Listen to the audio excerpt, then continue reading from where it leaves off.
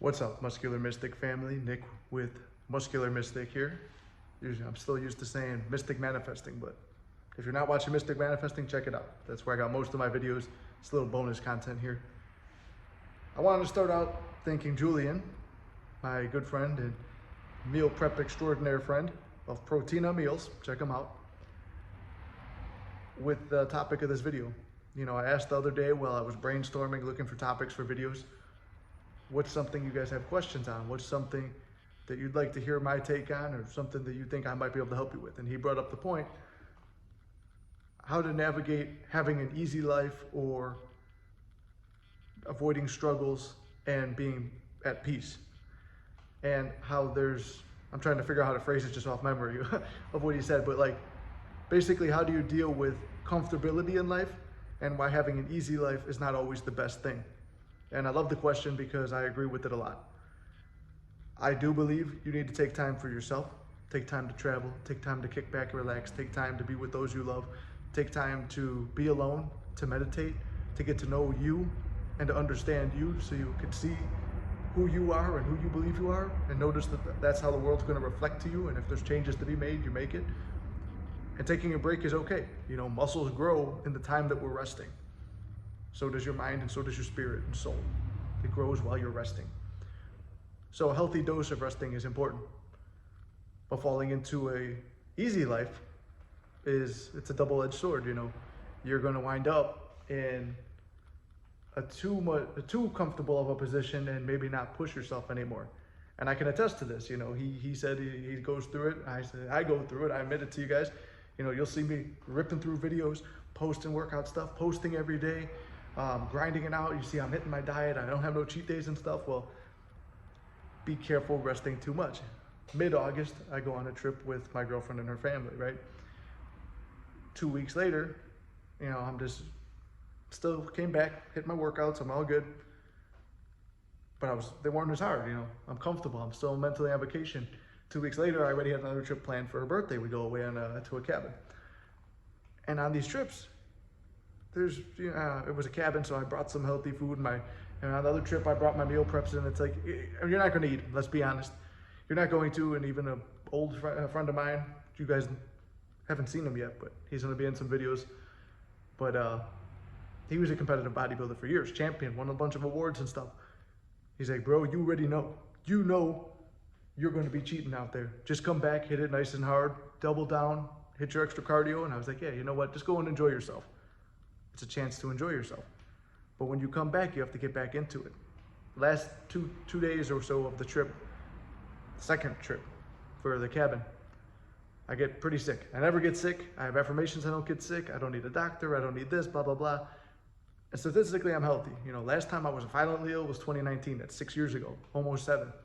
So it's not something I feel I need to do. I don't really worry about my health that much. You know, get some seasonal allergies, get sick for 24 hours, 48 hours, whatever, here and there, maybe every 2 years or something like that. You know, I've been with Lily for on and off about 5 years. Well, on and off is a negative connotation, but the early part of that was on and off, and the 2.5 years after have been good. So 2.5 on and off, 2.5 solid, right? When I first met her, you know, both of us would get sick. Seems like in that time, we've both been sick two, 3 times in a time we've known each other, and we always took time off to take care of each other. And that's, again, talking about gratitude and blessing, and feel blessed with that. When it comes to taking a break, if you don't take it, sometimes your body will take it for you, or your mind will take it for you. You'll manifest a sickness or illness to force you into bed. And at that time, you focus on your recuperation. Your body gets to heal, a lot of times you come back to the gym stronger. Sometimes you come back weaker. You know, this time I came back weaker. Yeah, a week and a half off the gym, week and a half of bullshit workouts. And then I had some other stuff pop up in life where it's just like sporadic going the next week. And now it's been on and off, like I've been going, but like it's not fully there. Like that's why I forced myself to be here today. But see that comfortability of, hey, I want to take it easy for 4 days, and then use the sickness as an excuse. And then when you're fully better and ready to go back, you're like, I just need a little extra time. I just need a little extra time. It gets dragged out. Coming back from a regular vacation, you come back, let's say you come back healthy. you're still in vacation mode. Think about it. Reflect on how you are at work. You come back to work, you just want a nice easy day and you're just gonna chill and glide through the first day. Then it's like, yeah, just one more day and I'm gonna get, I'll be fine. Next thing you know, you've been lazy for a whole nother week after your vacation and just dogging it in all aspects of life. Very easy once you do that to fall into another week. That's why we say positivity with a mental diet or a physical diet or going to the gym. You hit it hard for a week. It's a solid foundation. It gives you the momentum for a second week. And then by the time you get to a third week, you push through there. The fourth week's nothing. You've done a month and now you've set a new habit. I believe it's actually, the science of it is like 21 days or 3 weeks. But you do that fourth week to lock it in.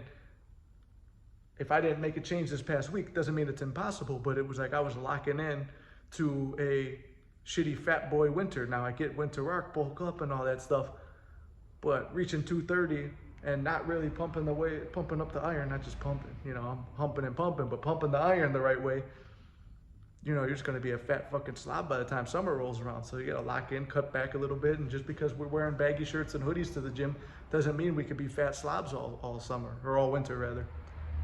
So it's time to lock in, get your mind right, buckle down, stay focused, and be thankful for your struggles. That was the last point I want to make on this, is be thankful for your struggles, be thankful for the hard life. Because through an easy life, nothing grows. You don't grow as a person, your body doesn't grow without struggling with heavy weights. Your body doesn't grow to the either levels of size or cuts without the pain and suffering of a diet that you might not like. Spiritually, you don't grow without going through some kind of struggles, pains, losses, or rebuilds. So all these things in life, they all come from a struggle and a pain and a destruction. Destruction is just tearing down of the old and rebuilding the new. Just because something's been torn down or fucked up or smashed doesn't mean that it's going to stay that way. If you're going to build a magnificent palace or a mansion or something like that, and all you got is the land or a little shack on some land, you have to destroy it. You have to go through some demolition. You have to go through the trenching and laying of the foundation. And once that's set, everything else falls into place.